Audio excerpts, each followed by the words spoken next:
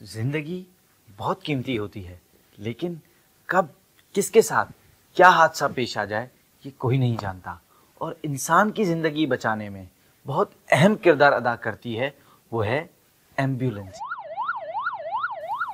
ये आवाज़ आपको क्या पैगाम दे रही है कि इस एम्बुलेंस में मौजूद कोई इंसान सख्त अजियत और परेशानी में मुब्तला है और उसकी ज़िंदगी बचाने के लिए एक एक लम्हा इंतहाई कीमती है। जब भी आपको ये आवाज़ सुनाई दे तो अपना रास्ता छोड़कर सबसे पहले इसे रास्ता दीजिए, क्योंकि जहां आपकी ज़रा सी देर करने से किसी की जान जा सकती है, वहीं आपकी ज़रा सी जल्दी करने से कोई जान बचाई भी जा सकती है। मैं भी नियत करता हूँ, आप भी नियत कीजिए, जैसे बन पड़े हम इंसानी जान बचाने के लिए एम्बुलेंस को रास्ता देंगे इंशाअल्लाह अज़्ज़ा वजल।